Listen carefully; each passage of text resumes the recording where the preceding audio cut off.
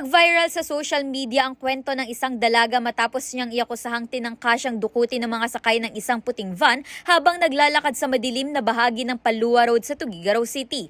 Ayon kay Christine Danao, sinusundan umano siya ng van hanggang sa biglang bumukas ang pinto nito at tangkain siyang hilain papasok. Nakaligtas siya matapos tumakbo habang sumisigaw ng saklolo dahilan upang mabilis umanong umalis ang nasabing sasakyan. Nakuhanan rin umano niya ng litrato ang van na walang plaka. Ang superpower sa Mighty C, lakas tensya, matalinaw, Mighty C.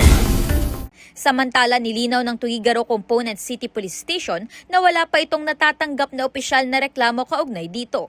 Ayon sa pulisya, agad silang nagsagawa ng beripikasyon at kasalukuyang tinutunto ng sinasabing biktima upang makuhanan ng formal nitong salaysay at masimulan ang masusing investigasyon. Nanawagan din ng Tuguegarao Component City Police Station sa biktima at sa sinumang may impormasyon na nakasaksi sa insidente na makipag-ugnayan sa kanilang himpilan at magsumite ng opisyal na reklamo at ebidensya. Mula rito sa News Center ng K5 News FM Santiago, ako si K5 Myla Balinan para sa Impilang Kampiyon, K5 News FM.